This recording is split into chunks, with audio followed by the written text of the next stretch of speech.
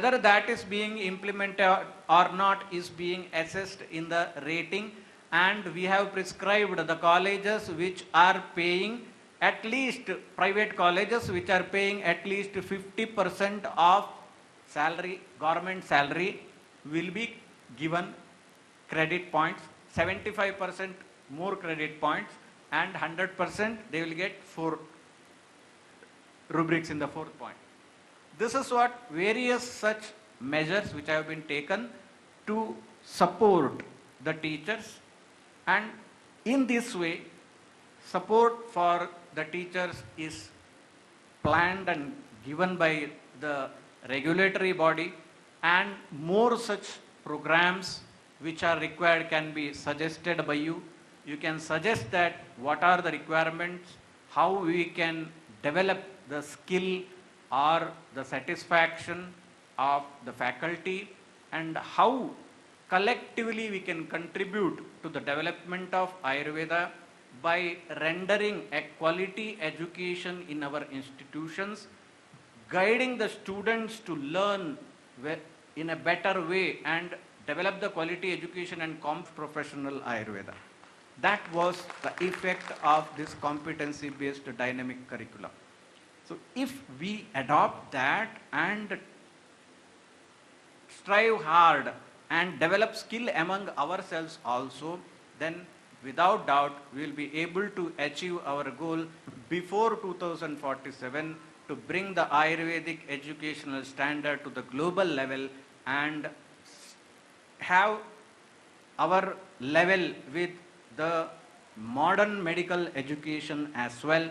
That should be our aim, and adopt all the modern developments, modern technology, and go ahead with developing Ayurveda into a modern medical science or modern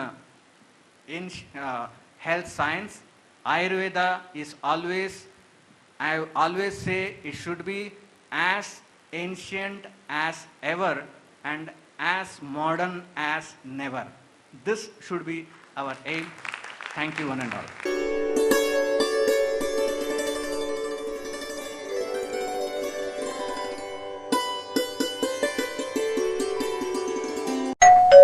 अहो उठा ना, ऑफिसला नाही का जायचं? अगं मला आज फ्रेशच वाटत नाही, काही करायची इच्छाच नाही. अहो मग तुम्ही आजपासूनच न्यू युनायटेड फार्मसीचे गुड मॉर्निंग चूर्ण घेणं सुरू करा. अपचन, मलावरोध, बद्धकोष्ठ, आम्लपित्त आणि पोटाच्या तक्रारींवर खात्रीशीर आयुर्वेदिक उपाय. गुड मॉर्निंग चूर्ण. 35 वर्षांपासून सगळ्यांच्या पसंतीचे गुड मॉर्निंग चूर्ण औषधांच्या प्रत्येक दुकानात मिळते.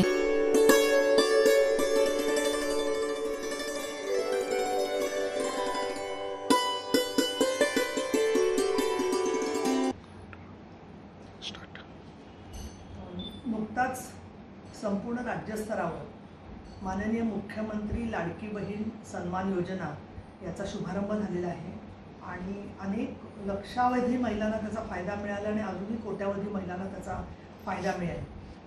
सर्वसामान्य स्त्री जिला देवाशिवाय कोणीच आपला आधार नाही असं तिला वाटत असतं, तर जिच्या कुटुंबामध्ये अनेक अडचणी असतात, अशांना मदतीचं वाटा देणं किंवा त्यांचा अधिकार देणं हे सरकारचं कर्तव्यच असतं. आणि या दृष्टिकोनातून या लाडकी बहीण सन्मान योजनेला शुभारंभ पुण्यात झाला.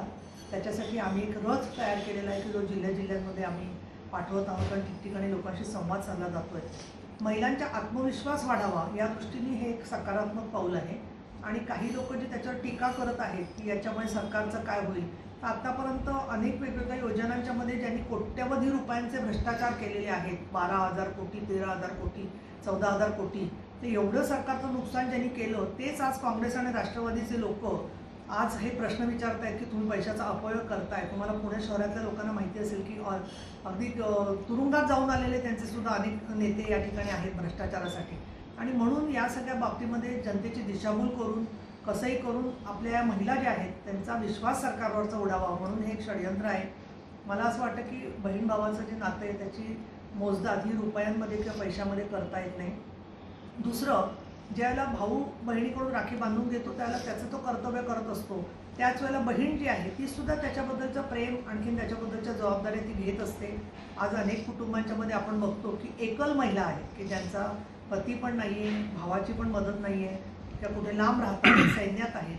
तर अशा महिलांच्यासाठी सुद्धा ही योजना जी आहे ती एखादी दिलासा देणारी किंवा तहानलेल्या माणसाला, व्याकुळ झालेल्या माणसाला पाण्याचा एखादा घोट मिळावा तशा प्रकारची योजना आहे.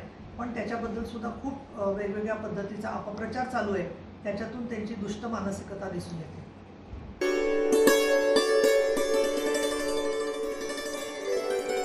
हमारे पानी के लेकर इंडिया और उसके साथ स्वान हमारे फाउंडेशन सेवा आदर्श सेवा ये एनजीओ काम करके पुणे से लेकर महाराष्ट्र के अलग अलग क्षेत्रों में काम करते हैं, एजुकेशन में काम करते हैं. ये बाकी सारी चीज़ों में उनको हेल्प चाहिए सारी चीज़ें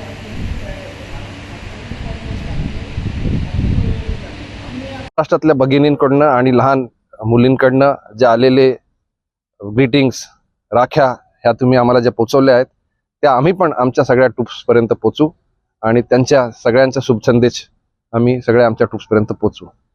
आणखी एकदा थँक्यू, धन्यवाद, ऑल द व्हेरी बेस्ट. ठीक आहे. जय महाराष्ट्र. जय हिंद.